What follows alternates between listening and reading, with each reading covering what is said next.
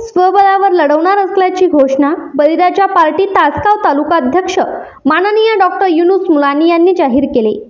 यावेळी डॉक्टर म्हणाले की आगामी विधानसभा शेतकरी, शेतमजूर, बहुजन सर्वसामान्यांच्या हितासाठी महाराष्ट्र प्रदेश अध्यक्ष बाळासाहेब रास्ते यांच्या मार्गदर्शनाखाली तासगाव कवठेमहांकाळ विधानसभा मतदार लढणार असल्याची घोषणा केली। या बैठकीस तासगाव कवठेमहांकाळ तालुका विधानसभा अध्यक्ष आभा शिंगाडे व इतर पदाधिकारी मोठ्या संख्येने उपस्थित होते। यावेळी किसान की पुकार, बळीराजा का हुकार अशा घोषणाने परिसर दणाणून सोडला।